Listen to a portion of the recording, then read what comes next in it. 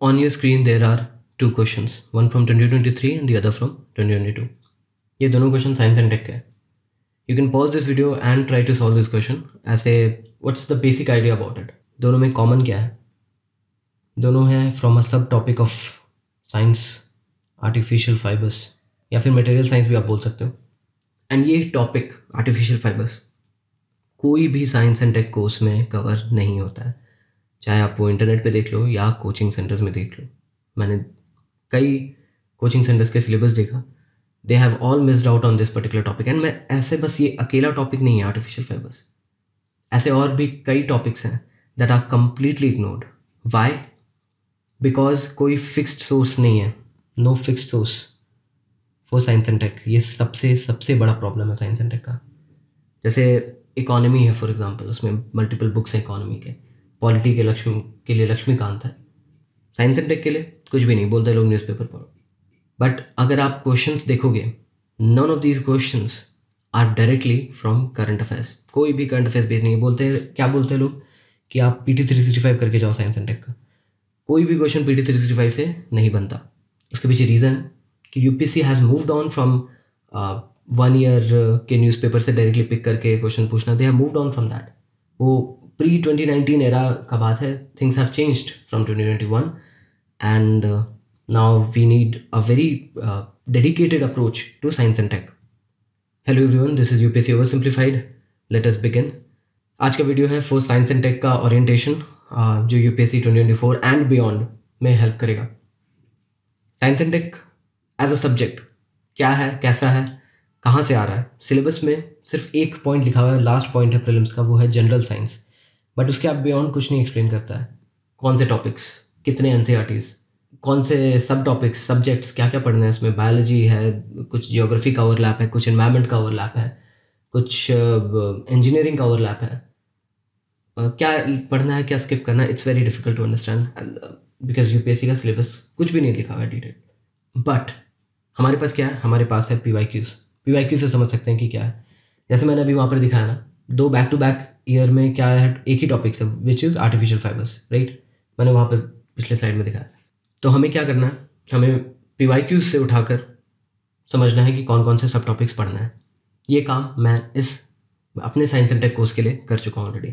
2021 में 19 क्वेश्चन आए थे साइंस एंड टेक के, जो उस ईयर के उसके लिए सबसे हाईएस्ट, मतलब अब तक का सबसे हाईएस्ट था साइंस एंड टेक का. बट वो ट्रेंड इंक्रीज ही करता रहा with 24 questions in 2022 and 26 questions this year.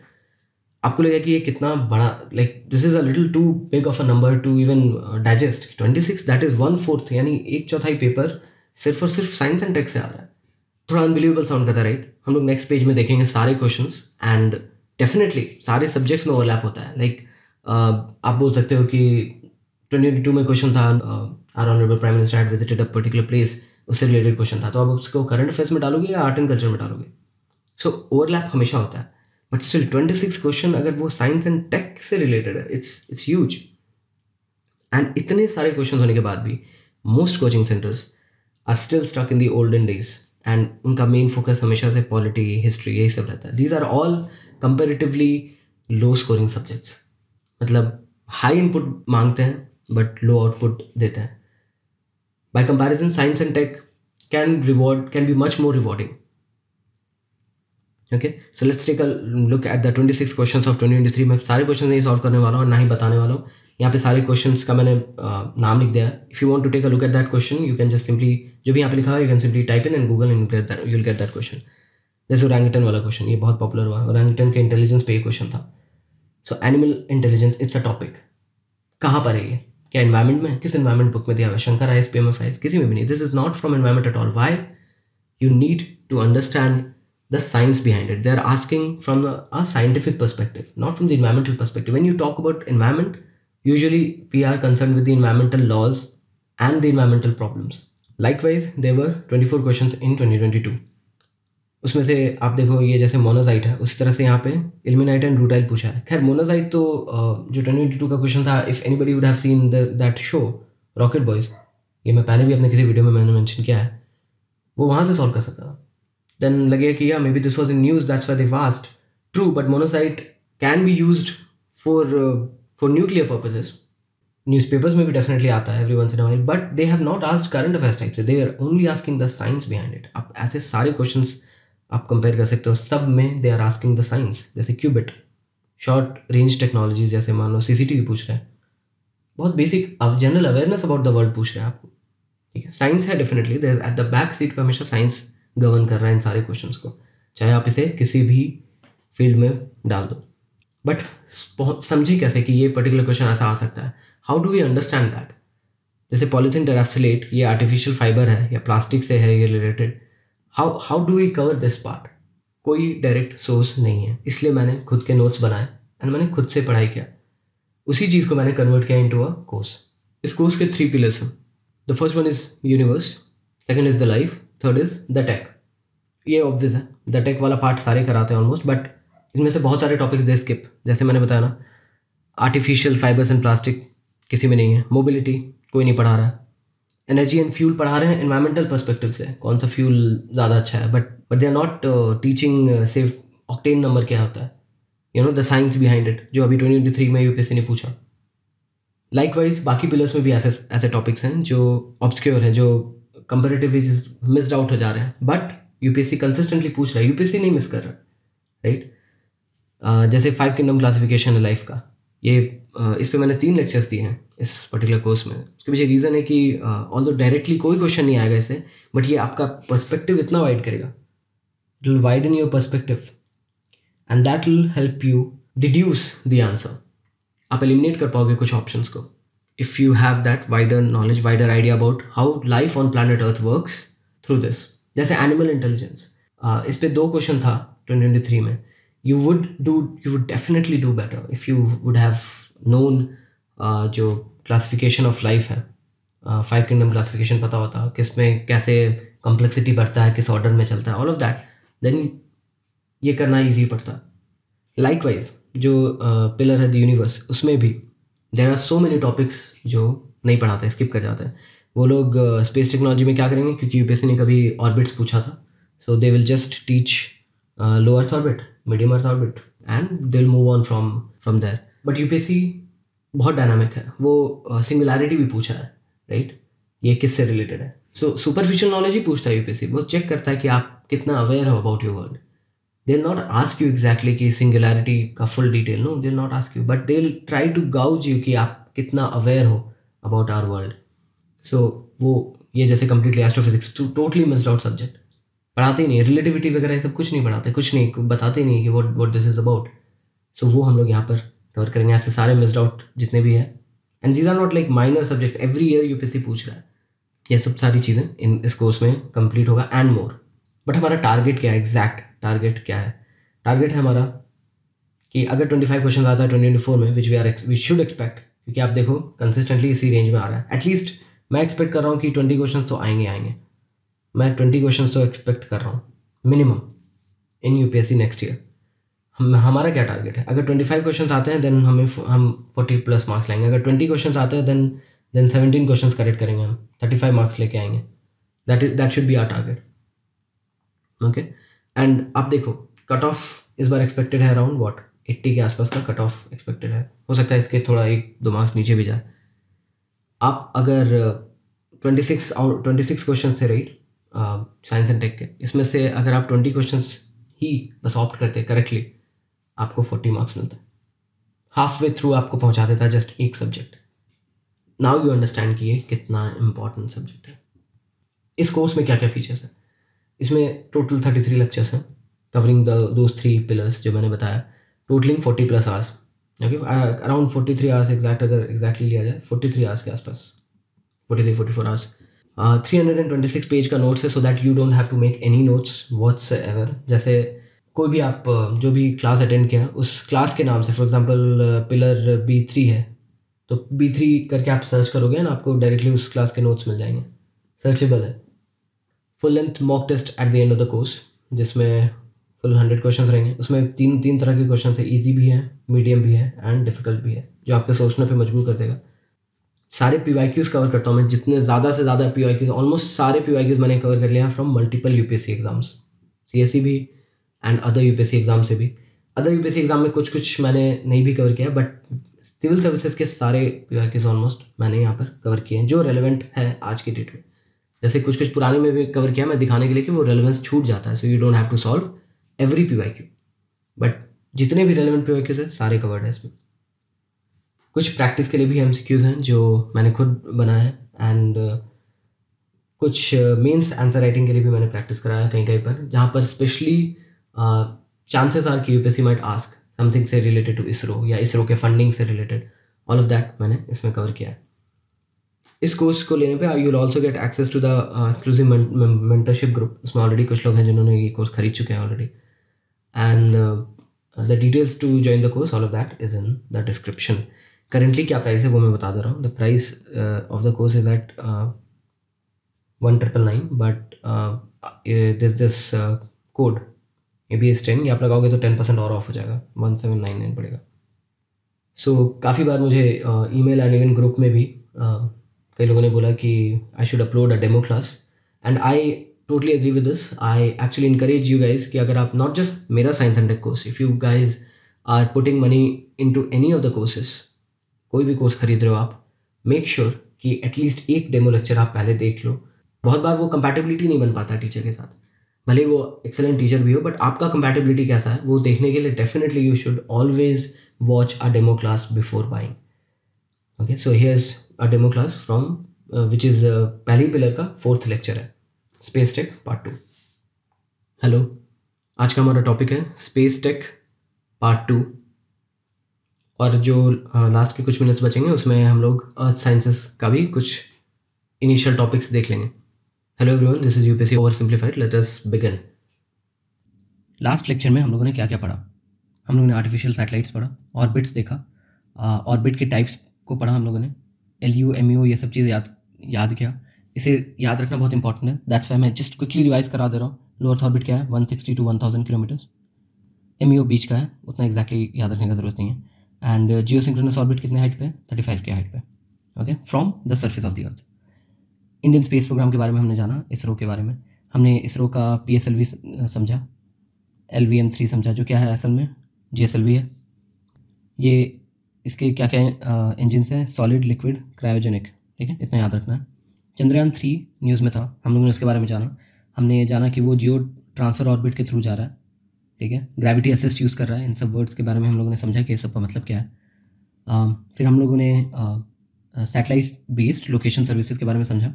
नाविक इंडिया का है, GPS US, GLONASS US Russia का है, बेडू चाइना का है, क्यूजरएसएस जापान का है। ओके, ये रीजनल है इंडिया की तरह, बस एक पर्टिकुलर रीजन पे फोकस्ड है। GPS ग्लोनास पूरे वर्ल्ड के लिए है। ओके, नाविक भी रीजनल है हम लोग का, इंडियन सब कॉन्टिनेंट के लिए। हम लोगों ने कुछ PYQs देखा, आज हम लोग और भी ज़्यादा PYQs करेंगे। ओके, आज हम लोग क्या क्या करेंगे? जो भी इंडिया का बचा हुआ कुछ कुछ इंपॉर्टेंट चीज़ है जिसमें UPSC को इंटरेस्टेड है। इसरो बहुत कुछ करता है, हम लोग को सब नहीं पढ़ना है, ये इसरो का एंट्रेंस एग्जाम नहीं है। इंपॉर्टेंट चीज़ जो UPSC एग्जामिनर को इंटरेस्टिंग लगता है वो हम लोग पढ़ेंगे यहाँ पे, ठीक है। हम लोग इंपॉर्टेंट मिशंस देखेंगे, नॉट जस्ट इंडिया का, हम लोग देखेंगे वर्ल्ड का, जिन नॉट जस्ट नासा का, किसी का भी हो हम लोग देखेंगे अगर वो बहुत इंपॉर्टेंट रहा तो। जो UPSC का एग्जामिनर है वो छोटे मिशंस नहीं पूछता, वो इंपॉर्टेंट बड़े मिशंस, इवन वो मिशन कंप्लीट भी हो गया हो वो पूछता है, वो मिशन फ्यूचर में हो कई साल बाद तो भी वो पूछता है। हम लोग ये दोनों का एग्जांपल देखेंगे रिलेटेड PYQs में। बट मैं एकदम रिकमेंड नहीं करूँगा कि आप कोई भी करंट अफेयर PDF से मिशंस पढ़ो। क्यों? क्योंकि वो लोग सारे मिशंस भर देते हैं। Why? Because it is very difficult to identify which is important for UPSC। Okay, but अगर कोई ध्यान से देखेगा, थोड़ा टाइम स्पेंड करेगा, जो मैंने किया है, मैं बता सकता हूँ कि क्या इंपॉर्टेंट है UPSC के लिए, क्या नहीं है। ओके, सो मैं इस क्लास में सिर्फ इंपॉर्टेंट चीज़ें पढ़ाऊँगा जो UPSC को जिसमें इंटरेस्ट है, ठीक है। ऐसा मैं ही नहीं बोल रहा हूँ कि इसके बाहर से कुछ नहीं आएगा, बट एक लिमिट पे आदमी को रुक जाना है एंड मिनिमाइज़ कर लेना है अपना एफर्ट, ठीक है। आप इस टाइप के जो करंट अफेयर PDFs होते हैं ना, आप उसमें देखोगे एकदम अनलिमिटेड, जितना भी कहीं भी न्यूज़ में सुना कोई मिशन उसको डाल देते हैं। Okay, will not do that, will do that जो इम्पॉर्टेंट रहा हमारे ह्यूमन सिविलाइजेशन के लिए, जो मिशंस इंपॉर्टेंट रहा वो हम लोग पुराने मिशंस देखेंगे, एंड अपकमिंग मिशंस जो एक्चुअली ह्यूमन सिविलाइजेशन को बदल सकता है, ठीक है। सैटेलाइट कॉलिंग, ठीक है, विल सी कि वो कैसे वर्क करता है, satellite based internet, and that will be the end of almost जितना भी है स्पेस रिलेटेड चीज़ों का, ये एंड हो जाएगा। उसके बाद हम लोग एक न्यू टॉपिक पढ़ेंगे which is geological evolution of earth. Geological evolution of earth हम लोग देखेंगे, जियोलॉजिकल टाइम देखेंगे, ठीक है। Before we begin I should tell you that this class will have lots of rote learning. I can't do anything about it, this is the subject's issue. जितना भी concept based था वो मैंने A1 A2 में करवा दिया। डरना नहीं है, मैं ऐसे ऐसे याद कराऊंगा, आपको पूरा याद हो जाएगा। ओके, याद हो जाएगा, ठीक है। मैं तरीका भी बता दूंगा how to remember all this. First we need to understand what is remote sensing satellites. Remote sensing क्या है? Remote sensing is the acquiring of information from a distance. Satellites कैसे करते हैं ये काम? सैटेलाइट्स फॉर एग्जाम्पल ये अर्थ का surface है, ओके, ये एक सैटेलाइट है,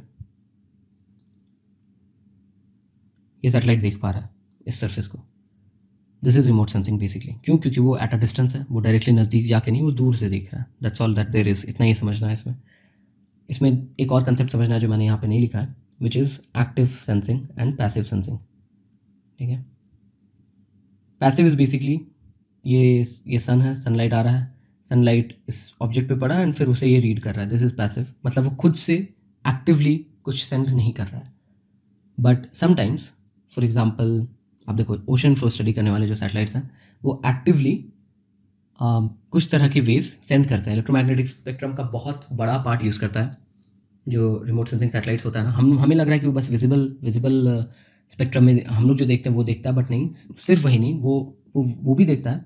सम सैटेलाइट डिपेंडिंग ऑन उसको क्या रिस्पॉन्सिबिलिटी है। So many types of remote sensing satellites होते हैं। उसमें से एक टाइप होता है जो विजिबल में देखता है। जो विजिबल में देखता है वो सैटेलाइट इमेजरी का पॉइंट ऑफ व्यू है उसका, ये करने के लिए या फिर स्पाइंग के लिए है, तो वो विजिबल में देख रहा है, राइट। बट और भी डिफरेंट यूजेज हैं। तो बहुत सारे सैटेलाइट्स हैं जो इंफ्रारेड में देखते हैं, कुछ यूवी में देखते हैं, कुछ माइक्रो में देखते हैं, कुछ रेडियो वेव्स में देखते हैं। देयर आर सम सैटेलाइट्स जो एक्टिवली ये चीज़ काम करते हैं। How do they do that? They send some particular type of waves and like a sonar they wait for it to come back like this. भेजा एंड ये वापस आया, ओके, this is active. Otherwise normally जो हम लोग normal जानते हैं remote sensing, that is passive, okay. क्या क्या इसका यूज़ केस है? यूपीएससी के पॉइंट ऑफ व्यू से यूज़ केसेस सबसे इंपॉर्टेंट है, ठीक है। ये सब डेटा जो है ना यहाँ पे दिया हुआ है, फॉर एग्जांपल ये 0.65 मीटर तक का रेजोल्यूशन में फोटोज ले सकता है।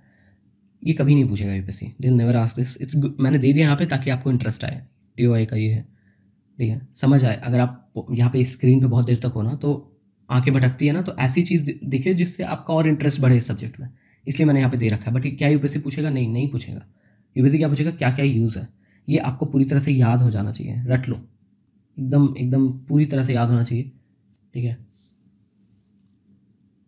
Aerosol detection. एरोसॉल क्या होता है? Very minute particles in atmosphere, जो क्लाउड फॉर्मेशन में भी हेल्प करता है, जो इवन पोल्यूशन का भी साइन है कि पोल्यूशन है। And so many different things basically aerosol का हो सकता है। Aerosol is like it's not micro but it's not big either, बीच का पार्टिकल्स होता है एरोसॉल, ओके। सो ये इसका मल्टीपर्पज़ रीज़न है ये चेक करने का। ये क्लाउड फॉर्मेशन वगैरह बहुत सारी चीज़ को ये प्रेडिक्ट कर सकता है। दैट इज़ वाई बहुत सारे सैटेलाइट्स ये देखते हैं, ठीक है। सो ये थोड़ा वियर्ड था, इसलिए मैंने इसे टॉप पे रखा ताकि आपको ये याद रहे, भूलना नहीं है। In case they ask we should remember aerosol detection कर सकता है, okay, remote sensing satellite. Ocean floor का स्टडी कर सकता है, ये भी डिफिकल्ट टू रिमेंबर था इसलिए मैंने इसको ऊपर डाला, ठीक है। Ocean floor, although first look में ऐसा लग सकता है लोगों को कि ओशन कैसे देख सकता है, राइट, एक सैटेलाइट जो इतने हाइट पे है। नहीं, दे कैन, ठीक है, and they been doing it for a long time, okay. Weather, IMD almost every day अपने वेबसाइट पे एंड इवन न्यूज़, अगर आप दूरदर्शन का भी देखे होगे तो IMD का सैटेलाइट इमेज हमेशा दिखाता था। लाइक बचपन से मैं देखते आ रहा हूँ, वो क्लाउड्स, इंडिया का मैप रहेगा एंड क्लाउड्स रहेगा यहाँ पे। It's such a common very popular image. वो आता है कहाँ से? वो रिमोट सेंसिंग सैटेलाइट से आता है। उससे क्या होता है? उस डेटा से जो मेट्रोलॉजिस्ट हैं वो लोग प्रेडिक्ट कर सकते हैं कि आगे वेदर कितने दिन तक क्या होगा वगैरह वगैरह। It's like a sort of data collection mechanism. इसके पहले वेदर प्रिडिक्शन बस अर्थ स्टेशंस पे डिपेंडेंट था, before this thing was developed, okay. And आपके पास अगर वेदर डेटा है तो लॉन्ग टर्म वेदर डेटा क्या हुआ? क्लाइमेट। तो आप फिर क्लाइमेट रिलेटेड चीज़ भी देख सकते हो, कर सकते हो, प्रेडिक्ट कर सकते हो, बहुत सारी चीज़ें कर सकते हो, टेम्परेचर देख सकते हो ऑफकोर्स, ये तो बस एक कंपोनेंट है ऑफ वेदर। और ओशंस का भी टेम्परेचर दूर से रीड कर सकते हो। ओके, ट्रैकिंग क्लाउड्स ऑफकोर्स मैंने अभी जस्ट बताया। फॉरेस्ट फायर्स, ये ऑस्ट्रेलिया में बहुत फ्रीक्वेंटली यूज़ हुआ था बुश रिलेटेड में, हम लोगों ने न्यूज़ में देखा था राइट, जो उनका बुश फायर्स था उस चीज़ को। इवन कनाडा में there was a lot of fire recently, like a couple of months back और maybe a month back. Disaster management of course, अभी रिसेंटली जैसे मनाली में बहुत ज़्यादा ये फ्लड्स हुआ था, दिल्ली में फ्लड लाइक सिचुएशन है, तो आप रिमोट सेंसिंग इमेज से डायरेक्टली समझ सकते हो बिना वो साइट विजिट के कि कहाँ कहाँ पे कितना पानी भरा हुआ है राइट। इंफ्रास्ट्रक्चर प्लानिंग, इसका एक सब कंपोनेंट है land reforms. Okay, sorry not land reforms, my bad, I mean land records, sorry land records right, ये भी रिमोट सेंसिंग का एक पार्ट है। ओके, उससे ये चीज़ बहुत अच्छे बहुत एफिशिएंट तरीके से किया जा सकता है। मैंने टेलीकम्युनिकेशन पे बड़ा सा रेड मार्क किया, क्यों? क्योंकि telecommunication is not part of remote sensing. जो टेलीकम्युनिकेशन वाला सैटेलाइट होता है ना, वो डबल अपर्चर वाला, it's a very very different thing. उसका मेन दो अपर्चर है, मेनली उसका काम ये है इन्फॉर्मेशन इधर से लेना इधर छोड़ना। रिमोट सेंसिंग का ये काम नहीं होता है। Okay, they are very differently built, very differently designed, and that is why ये बहुत पर्टिकुलरली मैंने बड़ा सा रेड डाल रखा है। टेलीकम्युनिकेशन जहाँ दिखेगा आप उसको एलिमिनेट कर देना सबसे पहले। Okay, next. अब कुछ नाम हमें याद रखना है, बस ये एसोसिएशन याद रखना है कि ये क्या है, ये देख के आप पहचान सको कि ओके ये रिमोट सेंसिंग का है। देखिए ये टेलीकम्युनिकेशन नहीं है, ये स्पेस टेलीस्कोप नहीं है, आपको नाम से याद समझ आ जाना चाहिए। IRS सीरीज़ इंडिया का हमेशा बहुत पुराना बट बहुत इंपॉर्टेंट रहा इंडिया के डेवलपमेंट में, इज़ द IRS सीरीज़। ठीक है, इसका बहुत सारा यूज़ हुआ मिलिट्री, सिविलियन, मीटरोलॉजी में, वेदर में, मतलब and so many different use cases था इसका कि this was very useful for India basically. But ये पुराना है। रिसोर्स सैट 123, कार्टोसैट 123, ये 2019 में लॉन्च हुआ था। ठीक है, काटो से क्या समझोगे आप? काटो मतलब क्या होता है? कार्टोग्राफी क्या है? Study of maps. ठीक है, सैटेलाइट और मैप मतलब remote sensing, easy to remember. ठीक है, मैंने बताया था ना, मैं इसी तरीका बता दूंगा याद रखने का। ओके, इमेजिंग सैटेलाइट, ठीक है, RISAT. Oceansat again ocean observation के लिए है। ओके, अब ये याद रहना चाहिए, we shall not forget in case कभी मैच द फॉलोइंग में अगर दे दे। ठीक है, नेक्स्ट एस्ट्रोसैट, इंडिया का पहला मल्टी वेवलेंथ स्पेस टेलीस्कोप है ये। ठीक है, सो बेसिकली ये उल्टा है of remote sensing. Remote sensing का क्या है? ये फॉर एग्जांपल मान लो ये कैमरा है, एक्चुअली डोंट नो कि ये क्या इक्विपमेंट है, मान लो कि ये कैमरा है। रिमोट सेंसिंग का क्या है? वो अर्थ की ओर पॉइंटेड होता है राइट, अर्थ के सरफेस पे। बट एस्ट्रोसॉट इज मतलब space telescope is basically opposite, वो स्पेस की ओर देखता है, उसका कैमरा स्पेस की ओर पॉइंटेड है। That is the major difference. ये मल्टी वेवलेंथ है, ये नॉट जस्ट विजिबल में, ये अदर स्पेक्ट्रम में भी अदर वेवलेंथ में भी देखता है, electromagnetic spectrum, which is very essential when it is about space. Okay, क्योंकि जो हमारा स्पेस है ना, जो हमें नेकेड आई से दिखता है, that is not true space. Space में बाकी वेवलेंथ कहीं ज़्यादा कॉमनली फाउंड है, okay, than visible. Okay, that is why जो JWST, हम लोग अभी इसका भी बात करेंगे, जेम्स वेब टेलीस्कोप है, वो इंफ्रारेड है। जो सबसे बड़ा स्पेस टेलीस्कोप है जो ह्यूमंस ने बनाया और स्पेस में डाला, वो एक्चुअली इंफ्रारेड है। ओके, अपना एस्ट्रोसैट जो है इंडिया का, ये लो अर्थ ऑर्बिट में। ठीक है, ये IRS सीरीज़ का पार्ट था, ये लो अर्थ ऑर्बिट में। ठीक है, एंटी सैटेलाइट मिसाइल मिशन शक्ति, ये न्यूज़ में था, ऑल्दो ये डिफेंस से रिलेटेड है, बट स्टिल हम लोग यहाँ पे पढ़ेंगे। क्यों पढ़ेंगे? क्योंकि सैटेलाइट इसका टारगेट है। Okay, India became the 4th country to have this technology, okay, after US, Russia and China. Basic क्या है ये अर्थ का सरफेस है, ये इंडिया है, ओके, ये अफ्रीका है, ये एनिमी का सैटेलाइट है। एनिमी का सैटेलाइट क्या करता है? वो स्पाई करता है, वो इंडिया का ट्रूप मूवमेंट्स देखता है, वो इंडिया का देखता है कि even those remote sensing satellites can even see radiation coming out from nuclear weaponry, nuclear warheads etcetera. वो स्पाई करता रहता है कि क्या पार्ट ऑफ मिलिट्री मूवमेंट किधर हो रहा है। Everything, all of that is logged every single day by every country through their remote sensing satellites. So अगर कॉन्फ्लिक्ट होता है, देन सबसे पहले एनिमी का क्या करना चाहिए? We should take out their eyes, which is satellites. Okay, that's why हम लोग के पास अब ये टेक्नोलॉजी है। Will launch a missile and it will intercept the satellite in the orbit, destroy it. Only 4 countries have this technology at this moment. आप ये समझो ये इतना डिफिकल्ट है. लो अर्थ ऑर्बिट पे सैटेलाइट्स का स्पीड कितना ज़्यादा होता था, राइट? आई टोल्ड यू सबसे हाईएस्ट होता था. उसको एक मिसाइल से इंटरसेप्ट करना, इट्स लाइक उधर से एक सुई की तीली आ रही है और इधर से भी एक सुई है, हम लोगों को उस एक अपने सुई से उस सुई को मार गिराना है. It's like that. It's a very very advanced technology and India has acquired it now and totally indigenous है, कम्प्लीटली इंडिजिनस है. यहाँ मैंने लिखना भूल गया, it's indigenous. It raise lots of eyebrows across the world. ये मैं क्यों बोल रहा हूँ? क्योंकि ये मेंस पर्सपेक्टिव से आपको ये थोड़ा सा आइडिया होना चाहिए कि इंडिया जब वही टेक्नोलॉजी डेवलप करता है that has already been developed by other countries, we are still looked down at. And सबसे इंपॉर्टेंट एस्पेक्ट, सबसे इंपॉर्टेंट कंसर्न जो था वो है स्पेस डेब्री का. मल्टीपल कंट्रीज़ ने ये टेक्नोलॉजी को मल्टीपल बार टेस्ट किया है एंड उससे स्पेस डेब्री बढ़ा है. एंड ऐसा मानना है कि उन लोगों ने तो भाई कर लिया, they have the technology now, they have tested it, it works for them. Other countries should not test it because for example ये अर्थ है, एक्सक्यूज मी, ये अर्थ है. अर्थ के चारों ओर बहुत सारे सैटेलाइट्स हैं एंड सैटेलाइट्स का जंक पड़ा हुआ है. स्पेस जंक बोलते हैं इसे. क्या बोलते हैं? Space junk. Space junk. And most of it is where in LEO, low earth orbit. क्यों? क्योंकि लो अर्थ ऑर्बिट में कुछ भी भेजना कंपैरेटिवली ईजियर है, चीपर है, कम फ्यूल लगता है. सो यहाँ पे भरा हुआ है. एंड मेजॉरिटी ऑफ कंट्रीज़ का ये एटीट्यूड रहा है last 1 century of space exploration में कि ये जंक को they don't bother bringing it down. Basically अब तो ऐसा है ना, लाइक आप न्यूज़ वगैरह में सुनोगे कि प्लान्ड ऑब्सोलेंस. उसमें क्या है ना, जब आपका ये ओके 5 साल हो गया इस मिशन का एंड ये मिशन अब कंप्लीट है एंड इसके हार्डवेयर अब ख़राब होने लगे हैं, देन उसको पर्पसफुली इंस्ट्रक्शन देके डीऑर्बिट करा के अर्थ में एटमॉस्फेयर में वापस एंटर कराओ, जिससे वो री एंट्री में बर्न आउट हो जाएगा एंड वो जंक की तरह वहाँ पे वो घूमता नहीं रहेगा ऑर्बिट में. ऑर्बिट में मैंने घूमने के लिए क्या बताया था, क्या चाहिए उसे? अगर उसका ऑल्टीट्यूड फिक्स्ड है एंड स्पीड फिक्स्ड है, इट विल नेवर, खुद से नहीं आएगा वो वापस. क्यों नहीं आएगा खुद से? क्योंकि वो इक्विलिब्रियम पे है, राइट? जितना नीचे है उतना ही ऊपर भी उसको फोर्स मिल रहा है, वो एक्जैक्ट फिक्स्ड है वहाँ पे. It will not come back down. Zero gravity situation हो जाता है उसके लिए. सो जब ये anti satellite missile goes and destroys the satellite, what happens? It breaks into multiple pieces, both of them, missile भी एंड सैटेलाइट भी, and वो घूमते रह जाता है. ओके. एंड ये जो डेब्री है ये फ्यूचर के मिशंस को, it's a risk for those future missions. इसी डेब्री पे वो मूवी आई थी ग्रेविटी, आई एम श्योर कहीं ने देखी होगी. ठीक है, नेक्स्ट. ओके, ये रिपीट हो गया स्लाइड. आर्टेमिस 1 मिशन, ये नासा का है.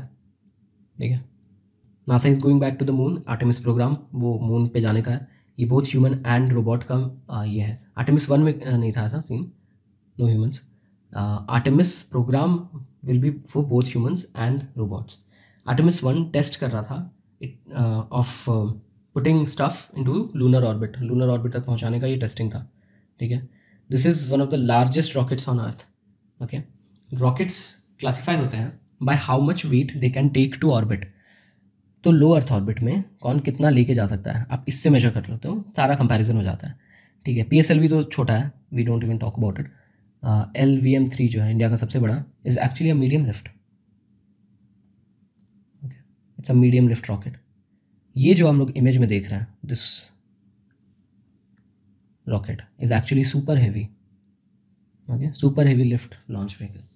ओके, इसका नाम है SLS, स्पेस लॉन्च सिस्टम.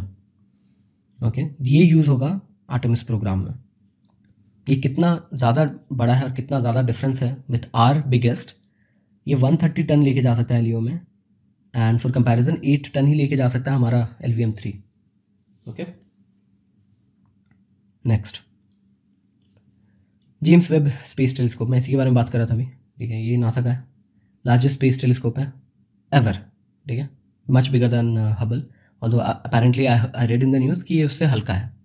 ठीक है, इट सीज इंफ्रारेड, सबसे इंपॉर्टेंट है, ये याद रख लेना हमेशा. ये इट सीज इंफ्रारेड, मैं रेड में अंडरलाइन कर दे रहा हूँ. इंफ्रारेड देखता है वो, not visible, not UV. UPSC क्या करता है ना, वो बस इस टाइप का मेजर एक छोटा सा उसका प्रॉपर्टी चेंज कर देगा in one of the sentences. That is why this is very important. Okay, it will change the understanding of our universe just like Hubble did. मैंने पिलर A1 या A2, I think pillar A1 में मैंने ये चीज़ explain किया था, right, कि Hubble ने कितना बड़ा चेंज लाया हमारा towards our understanding of the universe. Okay, उसने 1998 में ये चीज़ हबल ने प्रूव किया था सबसे important aspect, that the universe is expanding. इसके पहले बिलीव किया जाता था कि the universe will and in a big crunch, but इसने एविडेंस दिया कि नहीं, यूनिवर्स इज एक्सपैंडिंग। ये थ्योरी सही है। थ्योरीज थे ऑलरेडी, ये सब थ्योरीज एग्जिस्ट करते थे। एक्सपेंशन ऑफ यूनिवर्स भी थ्योरी भी एग्जिस्ट करता था। इवन रिलेटिविटी इस चीज़ को सजेस्ट करता है, but we didn't have any proof until Hubble saw the proof basically. Okay, so likewise JWST उसी लेवल का अचीवमेंट है, उसके आगे है, अगला कदम है हबल के बाद। That is Y everybody is talking about it, that is why ये न्यूज़ में भी इतना ज़्यादा था। ठीक है, it's a very important human achievement. Okay, and ये फिर कुछ ऐसी चीज़ें ढूंढेगा जिससे हमारा अंडरस्टैंडिंग फिर थोड़ा सा शिफ्ट होगा अबाउट द यूनिवर्स। ओके, अब एक चीज़ हमें याद रखना, ये इमेज में आप थोड़ा बेसिक समझ सकते हो कि हॉट साइड, जो सन फेसिंग साइड है, वो 85 डिग्री सेल्सियस तक गर्म हो जाता है, एंड जो कोल्ड साइड है वो -200 डिग्री सेल्सियस पे है। क्यों है ऐसा? बिकॉज यहाँ पे जो हीट मैकेनिज्म है वो सिर्फ रेडिएशन है। हीट अलग अलग तरह से ट्रांसफ़र होता है, एंड हमारे अर्थ सरफेस पे एटमोसफेयर होने की वजह से रेडिएशन से तो सनलाइट से वार्मथ मिलता ही है, कन्वेक्शन भी है, वार्म एयर ऊपर उठता है, ठीक है, एंड कंडक्शन भी है बहुत ज़बरदस्त। ठीक है, both of these thing, all three of these ways of transfer of heat है, बट यहाँ स्पेस में सिर्फ radiation. Okay, that is Y एक तरफ वार्म है एक तरफ कोल्ड।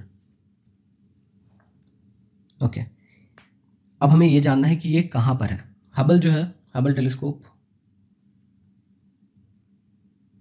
ये लो अर्थ ऑर्बिट में है। ओके, ISS भी यही है, बट ये कहाँ पे है? JWST is at Lagrange point L2, 1.5 million kilometres from earth. ठीक है, इसका टारगेट क्या है? What is it trying to study? Newborn galaxies. हम लोग अभी इसका लोकेशन फिर अच्छे से देखेंगे, एंड लैग्रांज पॉइंट क्या होता है ये समझेंगे, इन केस ये भी आ जाए, क्योंकि ये न्यूज़ में था। ओके, तो बेसिकली ये लैग्रांज पॉइंट का बेस्ट एक्सप्लेन्ड इमेज है। L2 पे आप देखो JWST दिखा रहा है। ओके, एंड आप देखो यहाँ पे अर्थ, मून, ठीक है, ये L1 बहुत इंपॉर्टेंट है। L1 क्या है? वो ये लैग्रांज पॉइंट्स क्या है? जहाँ पर ग्रेविटी अर्थ और सन का एक ही पॉइंट पे अप्लाई हो, basically that those points are Lagrange point. Okay, gravity related situation है, एंड वो साथ चलेगा बेसिकली। ये जो L2 है ना, ये this is L2 basically, these और points are actually not orbiting earth. Hubble is orbiting earth, but जो L2 पे जो चीज़ है वो अर्थ को नहीं ऑर्बिट कर रहा है, वो it's going like this, it's orbiting the sun. L4 and L5 earth के ऑर्बिट में पॉइंट्स है, but it is still orbiting the sun in earth's orbit. L3 भी on the opposite side, sun के उस साइड है वो, and L1 जो है वो इसमें नहीं है, एंड वो भी सन को ही ऑर्बिट कर रहा है। This will also go like this. Okay, L1 हमें याद रखना। क्यों याद रखना? क्योंकि हमारा इसरो का मिशन है आदित्य L1। आदित्य किसका नाम है? It's the Sanskrit name for sun god, right, Surya भगवान। That's why Aditya L1। ये क्या करेगा? सन का स्टडी करेगा। क्या स्टडी करेगा? कोरोना, आउटसाइड लेयर्स जो इस part. Next, there are some space missions जो बहुत मेजर बड़ा अचीवमेंट्स है, काफ़ी ज़्यादा बार न्यूज़पेपर आर्टिकल्स में रिपीट हो रहा है, तो यानी वो एग्जामिनर भी वो न्यूज़पेपर पढ़ेगा तो उसे भी वो चीज़ बार बार नज़र आएगी, तो उसे भी लगेगी कि ये चीज़ इंपॉर्टेंट है। उसके अलावा देयर आर सम मिशंस जो इवन दो अभी न्यूज़पेपर्स में नहीं आ रहे हैं, बट वो इतना मेजर इम्पैक्ट करके गए हैं that we need to study about them. Not just this, UPSC के एग्जामिनर को भी लगता है कि वो बहुत इंपॉर्टेंट है, इवन आफ्टर ईयर्स बीत चुके हैं उनके मिशन को कंप्लीट हुए। ओके, ये डाट, ये तो सब कोई सुन चुका है, everybody knows this is in news. Basically जैसे दीवार पे हम लोग डाट फेंकते हैं, उसी तरह से एक छोटा मिसाइल फेंक कर एक एस्ट्रॉइड को हम लोग उसके रास्ते से हटा के देख रहे हैं। ओके, एक बाइनरी एस्ट्रॉइड सिस्टम है। बाइनरी एस्ट्रॉइड सिस्टम क्या हुआ? बाइनरी मतलब दो एस्ट्रॉइड है एंड एक दूसरे से ग्रेविटेशनली अटैच्ड है। ओके, अट्रैक्टेड है, मतलब ऑर्बिट में है, एक छोटा वाला बड़े वाले के। Cassini Huygens mission. Okay, Cassini Huygens is basically, Cassini था नासा का एंड हैजेंस था यूरोपियन यूनियन का, यूरोपियन स्पेस एजेंसी, USA का था, right. And this was launch to study outer planets, but mostly क्या? Saturn. Okay, we need to remember this कि कहाँ गया था? सैटर्न के मल्टीपल सैटेलाइट्स को स्टडी किया कैसिनी ने। ओके, एंड रिंग्स के मोस्ट ब्यूटीफुल पिक्चर्स जो हम लोग आज देखते हैं सैटर्न के, जितने भी इमेजेस आप रियल इमेजेस जो देखते हो ना, वो ऑलमोस्ट सारे कैसिनी के लिए हुए हैं। ह्यूजेंस, हाइजेंस एक्चुअली, सही प्रोनाउंसिएशन होगा, हाइजेंस जो है वो एक्चुअली बस एक not a roar, sorry, it was a Titan पे एक स्मॉलर सब मिशन था, आप समझ लो। Titan is Saturn's largest satellite. Okay, Titan का छोटा सा सबमिशन था जो ईएसए ने बनाया था, जो Cassini was carrying, flagship class, the most advanced of its time. Okay, and अगर कॉस्मोस शो जान रहे हो, narrated by Neil deGrasse Tyson, उसके एक एपिसोड में कैसिनी, एक एपिसोड पूरा कैसिनी हाइजेंस को डेडिकेटेड था, या कैसिनी हाइजेंस, जो भी इसका सही प्रोनाउंसिएशन है। These two are actually named by scientists from previous century actually. Saturn's biggest moon Titan पे लैंड हुआ, राइट, यहाँ पे लिखा हुआ है ऑलरेडी। कैसिनी का क्या हुआ था, इट लास्टेड इट्स पूरा मिशन ड्यूरेशन को लास्ट किया, बहुत सारे फ्लाई बाइज किया इसने, बहुत सारे फोटोज़ भेजा, ठीक है। इसकी वजह से हमें बहुत सारे इस मिशन की वजह से हमें सैटर्न के बहुत सारे सैटेलाइट्स का के बारे में ये सब जानकारी है कि किस पे वाटर है, वाटर वेपर के जेट्स भी हैं, वाटर वेपर जेट्स हैं, ठीक है, किसी के साउथ पोल में, इस टाइप के। हाँ, मैंने पढ़ाया था ये सब पिलर A2 में। ओके, नेक्स्ट वॉयेजर 1 एंड 2, ये 1977 एंड शायद दी वॉयेजर 2 शायद पहले लॉन्च हुआ था, वॉयेजर 1 बाद में लॉन्च हुआ था for some reason, I don't know, 1979 I think, ठीक है। I check this and update it, but ये ईयर इंपॉर्टेंट नहीं है, बस मैं ऐसे ही दे दिया कि ये जानने के लिए कि कितने साल बीत गए हैं इन मिशंस को। But this mission has still not ended, this is still on going, and ये चलते रहेगा फॉर अ लॉन्ग टाइम, क्योंकि उसे ऐसा डायरेक्टिव दिया गया है, both of them, this is our for example this is our solar system, ठीक है, एक इस डायरेक्शन में जा रहा है, एक इस डायरेक्शन में जा रहा है, both of them have left our solar system. Okay, and because इन मिशंस को एनर्जी सन से मिलती है, and they are so far from sun that उन्हें अब इनफ एनर्जी नहीं मिल रही।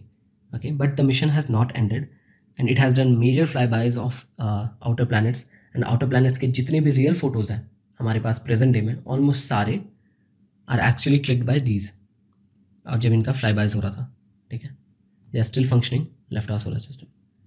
लीसा, ओके, लीसा 2 बार यूपीएससी पूछ चुका है, ठीक है, this is very important, last 2020 में पूछा था। Why is it so important?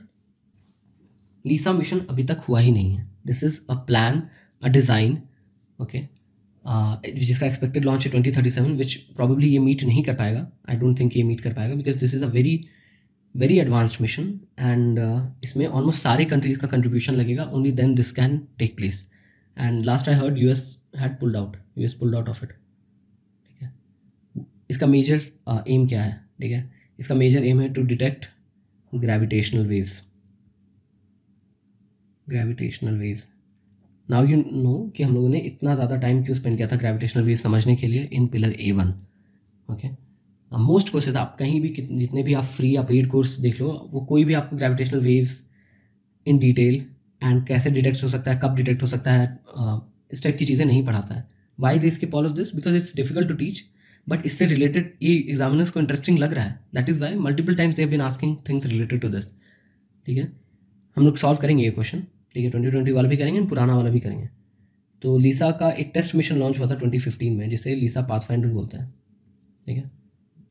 इसी का मैं मेंशन कर रहा था कि ऑल्दो काफ़ी 5 साल बीत गए थे एंड स्टिल 2020 में यूपीएससी ने ये क्वेश्चन पूछा, ठीक है। क्यों? क्योंकि ये हो सकता है फिर से न्यूज़ में हो फॉर सम रीज़न, यूएस ने शायद पुल आउट किया था, शायद इसलिए ये न्यूज़ में था, that's why they asked it. Okay, next, as always मैं PYQ के क्वेश्चन मैं पूरा पढ़ूंगा, ठीक है, फिर 10 सेकेंड रुकूंगा, आपको एक्स्ट्रा टाइम चाहिए होगा आप पॉज कर लेना। Okay, which of the following pairs is are correctly matched?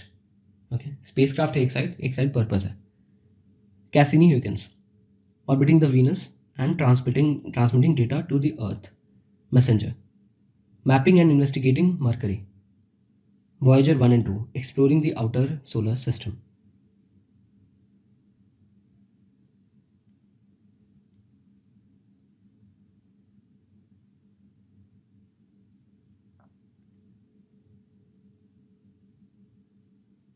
इसका आंसर है 2 एंड 3। मैंने बताया सैटर्न इसका गोल था, राइट। बस आप 1 एलिमिनेट कर दो, निकल के आ रहा है आंसर। वॉयेजर भी मैंने बताया, ठीक है। नेक्स्ट, ये वो लीजा वाला क्वेश्चन है।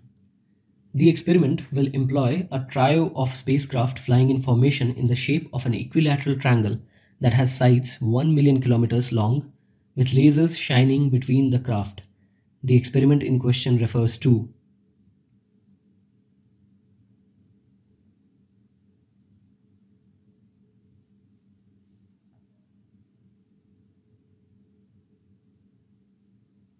यहाँ पे मेजर कंसर्न क्या है, 2 लीसा दिया हुआ है। मैंने बताया था ना 2015 में लीसा पाथफाइंडर हुआ था, ठीक है। It was a test experiment. यहाँ पे एक्सपेरिमेंट वर्ड था। Most people attempting this got confused and marked Lisa Pathfinder, including myself. Okay, the correct answer is evolved Lisa. Okay, will employ, ये हुआ ही नहीं था। This was the key here. Will was the word here, जिससे पता चल रहा था कि ये पिक करना है, ठीक है। तो एग्जाम में एक एक वर्ड बहुत ध्यान से पढ़ना है एंड हल्का हल्का अंडरलाइन करते चलना। विल यानी ये हुआ नहीं है अभी तक, बट मोस्ट पीपल जब तक वो यहाँ तक पहुँचते हैं ना, एक्सपेरिमेंट देखा यहाँ तक पहुँचा, तब तक ये भूल जाते हैं ये पार्ट, राइट। तो मैंने जो गलती किया मैं उससे सीखता हूँ, आप भी सीखो, मेरी गलती से भी सीखो कि अंडरलाइन करते चलो। ओके, स्पेशली अगर इतना लंबा लिखा हुआ है देन डेफिनेटली अंडरलाइन करो। Okay, next, with reference to AstroSat, the astronomical observatory launched by India, which of the following statements are correct? Other than USA and Russia, India is the only country to have launched a similar observatory into space.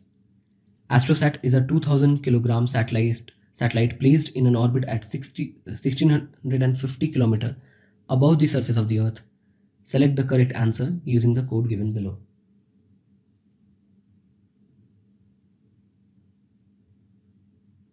इसका answer है neither. Of course मैंने ये भी mention किया था, India is the only country to have launched a similar observatory into space. No, ये basic space telescope है। Okay, it is launched by so many countries, Italy, Japan, smaller countries भी इसको कर चुके हैं, right. It's not that tough to build and LEO में भेजना भी उतना डिफिकल्ट नहीं है मोस्ट कंट्रीज़ के लिए। हाँ, अब लैग्रांज पॉइंट अगर दिया होगा, ऑफ कोर्स लैग्रांज पॉइंट में चीज़ों को भेजना डिफिकल्ट है, not many countries can do that. Okay, so statement 1 गलत है। स्टेटमेंट 2 1650 किलोमीटर नहीं, एलईओ में है, राइट। एलईओ कहाँ, 1000, maximum 1000। Okay, next, for the measurement or estimation of which of the following are satellite images or remote sensing data used? 1. Chlorophyll content in the vegetation of a specific location. 2. Greenhouse gas emissions from rice paddies of a specific location. 3. Land surface temperatures of a specific location. Select the correct answer.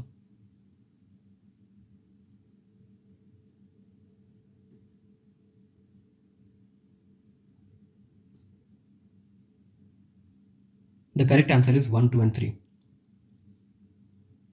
Okay, मैंने ये पूरा पढ़ा चुका है कि बहुत सारी चीज़ें रिमोट सेंसिंग में देख सकते हैं। क्या नहीं होगा, आप ये अच्छे से याद रखो, टेलीकम्युनिकेशन नहीं होगा, टेलीकम्युनिकेशन नहीं होगा, ठीक है।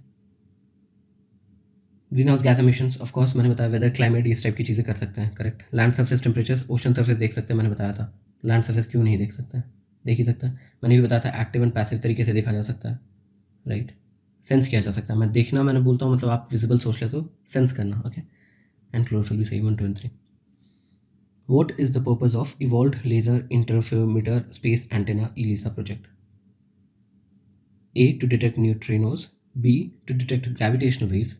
C. To detect the effectiveness of missile defense system. D. To study the effect of solar flares on our communication systems.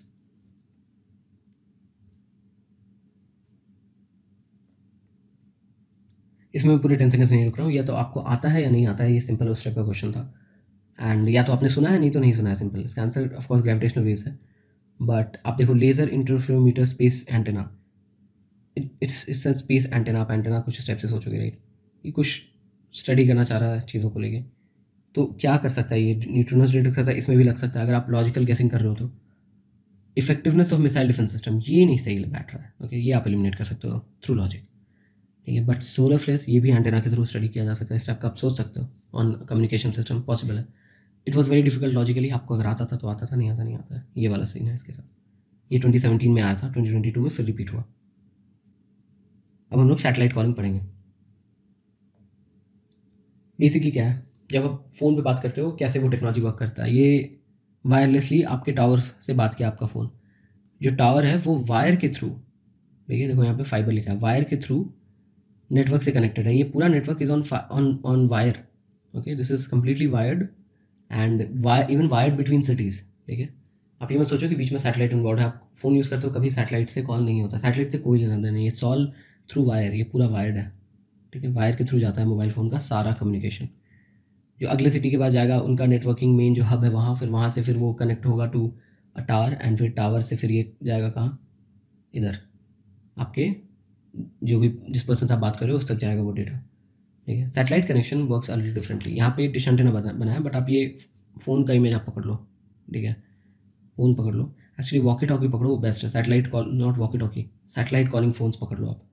यहाँ पे सैटेलाइट कॉलिंग फ़ोन्स ऐसा इमेजिन करो। ठीक है, व्हाट इट बेसिकली डज, आपको वो डायरेक्टली सैटेलाइट तक connect करेगा एंड जो सैटेलाइट है that will pass on your data, your information whatever you are calling to a ground station, and वो ग्राउंड स्टेशन दूसरे ग्राउंड स्टेशन से जुड़ा होगा via again wire, okay, and then दूसरा ground station will upload it to satellite again and then another person, अगर वो भी remote है तो। समटाइम्स ये पूरा एस्पेक्ट का ज़रूरत ही नहीं है, only this part, that is what satellite connection is all about. Okay, ये क्या है, ये टेली कम्युनिकेशन है सैटेलाइट का यूज़ में, टेलीकॉम। ओके, नेक्स्ट, राइट, मैंने वो बात नहीं बताया ना। आईफोन में क्या है ना, basically they have this function कि सैटेलाइट बेस्ड एसओएस कर सकते हैं आप लोग। एसओएस मतलब इमरजेंसी डेटा सर्विस। बेसिकली उसमें क्या करेगा, वो आपका लोकेशन, किसके लिए हेल्प चाहिए, इस टाइप का डेटा लेके वो एक एसएमएस कर देगा। बेसिकली एसएमएस फॉर्म में, टेक्स्ट फॉर्म में वो जाएगा। कैसे जाएगा, वो सैटेलाइट को कनेक्ट करेगा and satellite will send it to a ground station. Okay, this is how it will work. Satellite based internet क्या है, सिमिलर कंसेप्ट, एक्सेप्ट यहाँ पे कॉलिंग की जगह या एसएमएस की जगह फुल डेटा ट्रांसफर होगा। डेटा के पूरे पैकेट्स जाएंगे आएंगे, आप you don't worry about what packets are, just data transfer होगा बिटवीन, ये आपका राउटर है एंड मान लीजिए आपने छत पे ये छतरी लगा रखी है एंड वो छतरी डायरेक्टली सैटेलाइट से बात करके इंटरनेट लेगी आपके लिए। This is what satellite internet is all about. And उस इंटरनेट मतलब उस सैटेलाइट के पास, फॉर एग्जांपल आपने एक वेबसाइट विजिट किया, उस वेबसाइट का डेटा कहाँ से आ रहा है, एक्चुअली वो download and upload at the same time कर रहा है। ठीक है, वो खुद डाउनलोड कर रहा है फ्रॉम अ नॉर्मल सर्वर जो ये सब चीज़ होल्ड करता है, जो एक बड़े से डिश एंटेना से उसकी ओर प्रोजेक्ट कर रहा है वो डेटा। तो आप यहाँ रिक्वेस्ट किया, आपने एक पेज रिक्वेस्ट किया, वो रिक्वेस्ट सैटेलाइट पे गया, सैटेलाइट ने इसे इससे मांगा, इसने फिर वो डेटा उसके दिया एंड फिर ये आपको वापस आया थ्रू राउटर, आपके फ़ोन में दिखा। Okay, excuse me. नेक्स्ट, हम लोग क्विकली 5 मिनट में, 5 से 10 मिनट में हम लोग ये पढ़ेंगे जियोलॉजिकल हिस्ट्री ऑफ अर्थ। ये क्या है, अर्थ जब से बना और आज तक में बहुत ज़्यादा टाइम बीता है, अ लॉट ऑफ टाइम, एंड उस टाइम को ग्रैस्प करना एंड समझ पाना कि वो कितना ज़्यादा टाइम है, थोड़ा डिफिकल्ट है। वो चीज़ हम लोग यहाँ पे देखेंगे। ठीक है, एंड हम लोग एक्सटिंक्शन इवेंट्स के बारे में भी बात करेंगे थोड़ा सा। ये देख के ओवरवेल्म नहीं होना है, आपको कुछ भी याद नहीं रखना है इनमें से, एक्सेप्ट जो मैं बोलूँगा सिर्फ उतनी चीज़ों को याद रखना है। ये मैंने ये इमेज इसलिए यहाँ पे रखा है ताकि आपको समझ आए कि टेक्निकल वे में how this is differentiated that time scale. ठीक है, वरना बहुत सारे फैंसी इमेजेस आपको इंटरनेट पे मिलेंगे, रियल इमेज जो आपको रियल नॉलेज दे वो बहुत कम मिलता है। This is one of them and this is from the Britannica encyclopedia actually, जहाँ से मैंने ये पिक किया है। ये है जियोलॉजिकल हिस्ट्री ऑफ अर्थ। ठीक है, कुछ चीज़ें आपको पता होना है वो मैं बताऊँगा आपको। हेडियन, ये वो टाइम पीरियड है जब रॉक्स के अलग अलग टुकड़े, अर्थ का एकदम बेसिक फॉर्मेशन डेज, इसके बारे में बहुत कम इन्फॉर्मेशन हमें पता है, बट आप ये समझो कि it's just lava, rock, broken crust, there is no crust, basically इस टाइप का सिचुएशन है। सो मच सो कि even tectonic movement has not started yet at this time. ठीक है, ये क्या है, 4.5 बिलियन ईयर्स, ये ऑलमोस्ट अर्थ का ओरिजिन टाइम है। हम लोग 4.7 इज दी ओरिजिन हम लोग मानता है। ठीक है, बिलियन ईयर्स अगो। फिर आर्कियन आ जाता है। आर्कियन में 3.7 पे हमें पहला सबूत मिलता है ऑफ लाइफ, कार्बन सिग्नेचर्स, जो सिर्फ लाइफ फॉर्म दे सकता है। कार्बन सिग्नेचर मिलता है फ्रॉम दिस टाइम पीरियड 3.7, मतलब almost within 1 billion years life आ गया। लाइफ इतना पुराना है 3.7, नियरली 75% ऑफ अर्थ के एग्जिस्टेंस में लाइफ भी एग्जिस्ट किया है अर्थ के साथ। ओके, नेक्स्ट इंपॉर्टेंट चीज़ हम लोग देखेंगे। अब आप ये पूरा भूल सकते हो, आप कोई इशू नहीं है, ये मिलियन ईयर्स अगो में दिया हुआ है। ठीक है, ये सब नाम भी आपको याद नहीं रखना है। आर्कियन नाम आप याद रख सकते हो, आर्कियन नाम से भी लगता है इट्स एंशिएंट, ओके। हेडियन नाम आपको याद रखना है, ठीक है। नेक्स्ट मैं बता रहा हूँ आपको Cambrian. Cambrian is associated with Cambrian explosion. Cambrian explosion नाम से लगता है कि कोई लगता है बहुत बड़ा एक्सप्लोजन होगा, earth was unstable, but no, this is actually the most stable time period in earth, so much so that life suddenly, very suddenly एकदम डाइवर्सिफाई कर गया into several organisms, like multi cellular life का एकदम बाढ़ सा आ गया पृथ्वी पे, and बहुत सारे न्यू निशेस खुल गए, निशेस, ठीक है।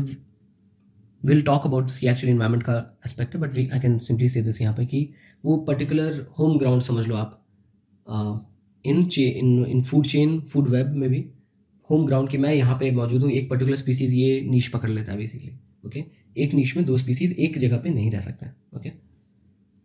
दैट वाज द कंसेप्ट, मैंने नीश का भी दे दिया, ऑल्दो अभी यहाँ पे नेसेसरी नहीं है, ओके। बहुत सारे नीश निकल के आए इस टाइम पे कैम्ब्रियन एक्सप्लोजन में, okay. This was stable period है Cambrian explosion, okay. And then इसके बाद से ऑर्डिविशियन, सिल्यूरियन, डेवोनियन, ये सब आपको याद नहीं रखना है, बट बेसिक ये चीज़ समझना है, कोई मेजर टाइम पीरियड जब एंड होता है वो किसी एक्सटेंशन इवेंट से एंड होता है। एक्सटेंशन इवेंट क्या है? एक्सटेंशन इवेंट इज जब बहुत सारे, कुछ छोटे एक्सटेंशन इवेंट्स हुए हैं, कुछ मेजर हुए हैं। जो मेजर एक्सटेंशन इवेंट्स हुए हैं उसमें बेसिकली ओवर 90% लाइफ जो एग्जिस्ट करते थे at that time suddenly died in a very short amount of time for a very particular reason, that is an extinction event. मैं क्विकली आपको सारे एक्सटेंशन इवेंट्स बता दे रहा हूँ लिख के, राइट। सबसे पहला, सबसे पुराना, मैं उल्टे ऑर्डर में जाऊँगा, ठीक है। लेट ऑर्डोविशन मास एक्सटेंशन इवेंट, ठीक है। ये हुआ था 440 मिलियन ईयर्स अगो, ओके। फिर लेट डिवोनियन, मैं भी बताऊंगा कि आपको क्यों याद रखना है, ठीक है। याद नहीं रखना आपको, इस ऑर्डर में याद नहीं रखना आपको। Basically when you here these words आपको पता होना चाहिए कि ये किस बारे में बात कर रहे हैं। ये मास एक्सटेंशन इवेंट है, that's all you need to remember, ठीक है। इसके साथ एक और वर्ड है, किल्वॉसर इवेंट, ठीक है। शैपन 372, ये आपको एग्जैक्ट एज भी नहीं याद रखना है, ठीक है। तो इट इज़ परमियन ट्रियासिक, मुझे याद है बिकॉज ये मेरा ज्योग्राफी ऑप्शनल है, that's why I need to remember this. But student preparing for prelims and mains, उनके पर्सपेक्टिव से आपको बस ये नाम याद रखना है एंड ये क्या चीज़ है। परमियन ट्रियासिक एक्सटेंशन इवेंट, ये एक्सटेंशन इवेंट से मौका मिला रेप्टाइल्स को रूल करने का अर्थ पे, ठीक है। Something around 250 million years ago, okay. Next is very important, this is Triassic Jurassic. Jurassic सबने नाम सुना, राइट। एक्सटेंशन इवेंट ये सब ने सुना है, क्यों? क्योंकि मूवी है, राइट। बट सबको लगेगा कि ये वो है जिससे डायनासोर्स एक्सटेंट हुए, वो जो मीटरराइट आके गिरा था। No, this is not that one actually, ये उससे ओल्डर है। This is the one that gave dinosaurs the centre stage की भाई अब तुम्हारा वर्ल्ड है ये। For millions of years dinosaur rule कर पाए because of this extinction event, जो बाकी लाइफ फॉर्म्स को खत्म कर दिया, okay. Dinosaurs did not die during the Jurassic age, actually पहले ट्रियासिक है, फिर जुरासिक है, जुरासिक के बाद क्रिटेशियस एज आता है, right. And that is the Cretaceous mass extinction event. ये कब हुआ था? 66 मिलियन ईयर्स अगो। तो जुरासिक पार्क के पोस्टर में लिखता था कि 66 million years in the making. ऐसा लगता है जैसे कि dinosaurs, dinosaurs basically Jurassic Park नाम है। नो, इट्स एक्चुअली जो डायनासोर्स ज़्यादातर दिखाए वो क्रिटेशियस एज के हैं, नॉट जुरासिक। बट एनीवे,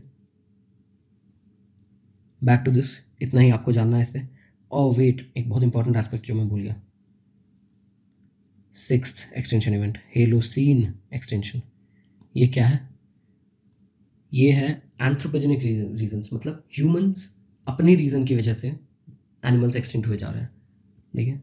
उसको हम लोग 6th एक्सटेंशन इवेंट बोलते हैं।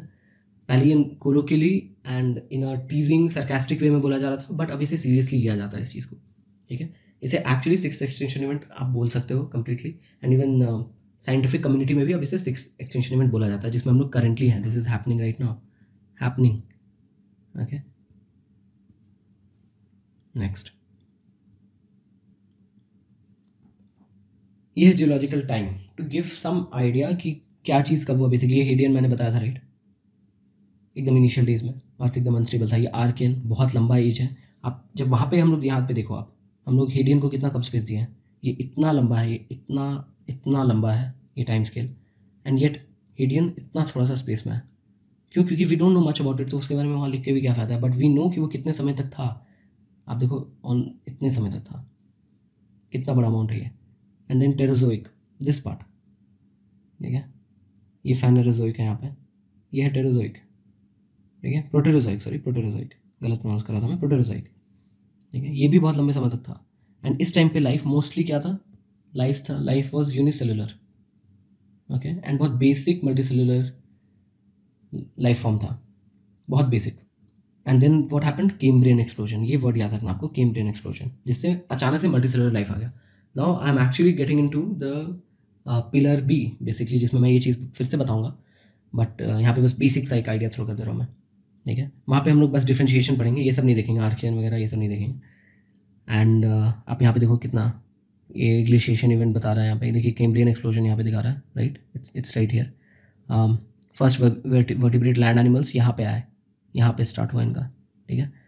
नॉन इवेंट डायनासोर्स इस टाइम पीरियड में एग्जिस्ट किए। नॉन इवेंट डायनासोर्स क्या हुए, वो जो बर्ड नॉन बर्ड है। क्यों? क्योंकि डायनासोर स्टिल एग्जिस्ट करते हैं। Most people are surprised by this fact, okay. Dinosaurs still exist as birds, birds are dinosaurs, ठीक है, they are is equal to, समझो आप, ठीक है। जो नॉन एवियन है बस वही एक्सटेंट हुआ है यहाँ पे, इस पॉइंट पे। ये पॉइंट कब क्या था, Cretaceous extension event, okay. And फिर मैमल्स का एज स्टार्ट हुआ इस पॉइंट से, यहाँ से इतना थोड़ा सा, बट उसमें भी हम लोग नहीं थे, प्राइमेट्स बहुत लेटर ऑन आए। एंड आप यहाँ पे ये देखो मैमल्स लिखे हैं, लैंड प्लांट्स ये लिखा हुआ है, मैं एक थोड़ा सा पार्ट डिलीट कर रहा हूँ। होमिनिन्स ये लिखा था, वो मैं देखना चाह रहा था। होमिनिन्स क्या है, ठीक है, प्राइमेट्स का वो सब ग्रुप जो हमारे जैसा हो, ठीक है, not just homo sapiens, other species as well. वो आप देखो 2 मिलियन ईयर्स अगो आए। सबसे पहले क्या आया, कौन आया था, होमो इरेक्टस, ओके। बस ये सब थोड़ा थोड़ा बेसिक इन्फॉर्मेशन मैं दे दे रहा हूँ, जो इन केस यूपीएससी को इंटरेस्ट आ जाए तो ओके, बस आपको इतना जानना है, दैट्स इट। हम लोग को होमोसेपियंस का भी कितना साल हुआ है, 2 लाख साल हुआ है, ओके। आज हम लोग इतना ही बस याद रखेंगे, ठीक है। एक या दो क्वेश्चन और देखेंगे and that will be it. Consider the following statement. The Earth's magnetic field has reversed every few 100,000 years. When the Earth was created more than 4,000 million years ago, there was 54% oxygen and no carbon dioxide. When living organisms originated, they modified the early atmosphere of the Earth.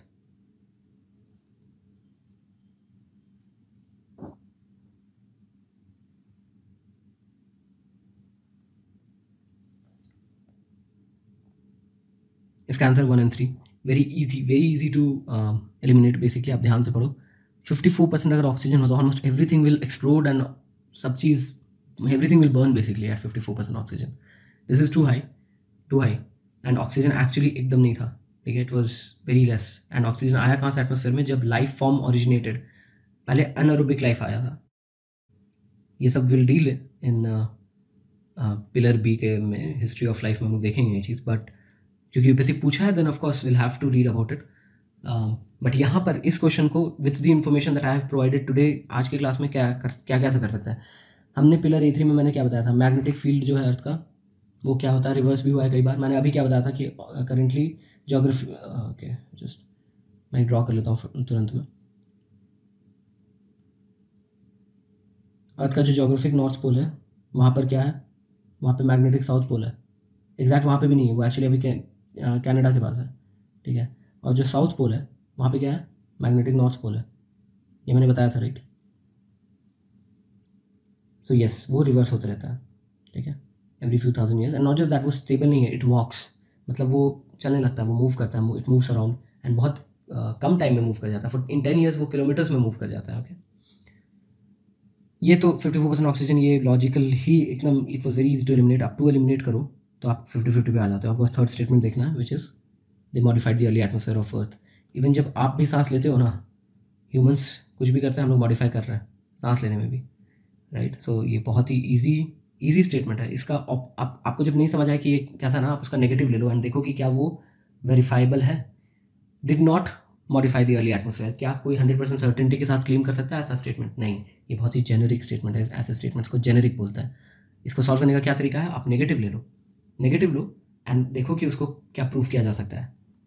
3 सही हमने पता है, 1 तो हमने अभी discuss किया। Answer is 1 and 3। Okay, moving. 2018 का question है, the term sixth mass extinction is often mentioned in the news in the context of the discussion of. ये बहुत ही लंबा है, ये आप पढ़ो आराम से, ठीक है। इसका मैं आंसर यहाँ पे दे दे रहा हूँ। इसका आंसर है 4th। Okay, loss of natural habitats, destruction of ecosystem, pollution and global climate change. Okay, देखो ये स्टेटमेंट जो है ना, ये GMO से रिलेटेड है, मेक्स नो सेंस। ये फिर मेटेरॉइड से रिलेटेड है, near future, like it happen 65 million years ago. Of course इससे रिलेटेड नहीं है। एंड ये क्लाइमेट चेंज से रिलेटेड है कि हम लोग इतना ज़्यादा अर्थ को मॉडिफाई कर दे रहे हैं that species are dying at a much faster rate than earlier. Species are dying faster than before. ये एग्रीकल्चर रिलेटेड है, ऑफकोर्स ये तो ऐसे एलिमिनेट हो जा रहा है। एट मोस्ट आपको मे भी लग सकता है, अगर आपको एकदम नॉलेज ना हो तो ये लग सकता था ऐसे। It's the answer is 4। सो हम लोगों ने आज क्या क्या किया, एकदम क्विकली तुरंत सारा स्लाइड एक बार घुमा लेते हैं, ठीक है। हम लोगों ने कई चीज़ें पढ़ी अबाउट रिमोट सेंसिंग सैटेलाइट्स, ठीक है। एक्टिव पैसिव 2 तरह का होता है, वो बहुत सारे उसका यूज़ केसेस है। सैटेलाइट इमेजरी है, स्पाई कर सकता है, वो फॉरेस्ट फायर्स देख सकता है, वो मॉनसून को ट्रैक करता है, वो क्लाउड्स देखता है, वो aerosol formation, pollution, weather, climate, so many different things करता है। वो क्या नहीं करता है? टेलीकम्युनिकेशन नहीं करता है। ओके, नेक्स्ट हमने अपना ये देखा कि इंडिया के सारे रिमोट सेंसिंग सैटेलाइट्स, बेसिक नाम हमें याद रखना है बस। एरोसैट हमने देखा जो हमारा इंडिया का पहला dedicated multi wavelength space telescope है। फिर हमने एंटी सैटेलाइट मिसाइल टेस्टिंग देखा जो इंडिया ने किया, ठीक है। फिर हमने नासा का आर्टेमिस 1 मिशन देखा जो अभी का नेक्स्ट कपल ऑफ डेकेड्स तक ये लास्ट करेगा। अभी आर्टेमिस 1 कुछ समय पहले टेस्ट हुआ था, it was a test mission. Artemis 2 2024 में लॉन्च होगा। जेम्स वेब स्पेस टेलीस्कोप का हमने लोकेशन देखा, क्या वर्क करेगा, क्या फंक्शन है, क्या देखता है, इंफ्रारेड देखता है, नासा का है। So many things we learn. Okay, हमें ये भी याद रखना है कि किसका है, नासा का है, ये याद रखना है, इंफ्रारेड देखता है, ये याद रखना है, ठीक है। कहाँ है वो? एलईओ में नहीं है। एलईओ में क्या था? हबल था, ठीक है। ये कहाँ है? ये L2 में है, लाग्रांज पॉइंट में। ओके, कुछ स्पेस मिशन हम लोगों ने देखा जो अभी हम लोग फिर से रिपीट नहीं करेंगे, जो यूपीएससी पहले पूछ चुका है, जैसे कैसिनी हिगिंस पूछ चुका है, वॉयेजर पूछ चुका है, राइट। सम क्वेश्चंस और हैं जो हम लोग नेक्स्ट क्लास के एकदम स्टार्टिंग में करेंगे ताकि ये फटाफट रिफ्रेश हो जाए। ओके, सैटेलाइट कॉलिंग क्या है हमने क्विकली देख लिया ये चीज़ कि जो नॉर्मल सेलफोन कनेक्शन है उसमें कहीं भी सैटेलाइट कुछ नहीं आता है। वायरलेस सिर्फ आपके फ़ोन से आपके टावर तक है, बाकी पूरा जर्नी वायर्ड है उस डेटा का। सैटेलाइट कनेक्शन में मोस्ट जर्नी वायरलेस होता है, कम जर्नी वायर्ड होता है, ठीक है। Satellite internet also the same way, it is same way configured. इसमें डिश एंटेनास लगते हैं दोनों में। ओके, हमने जियोलॉजिकल हिस्ट्री अर्थ का समझा बहुत बेसिक में। हमने उसे अलग अलग फेज़ में डिवाइड कर रखा है जियोलॉजिकल टाइम स्केल को। एंड कंपैरेटिवली अर्थ के हिस्ट्रीज का हम लोग बहुत मिनिस्क्यूल टाइम पे हम लोग होमोसेपियंस आए हैं, ओनली 2 लाख ईयर्स, ठीक है, which is not even a million years, ठीक है। 4700 मिलियन ईयर्स ओल्ड है अर्थ, ठीक है, मिलियन ईयर्स ओल्ड। एंड हम लोग कहाँ पे आए हैं? Not even a million actually, 0.2। यहाँ पे होमोसेपियंस हमारा स्पीसीज आया। ओके,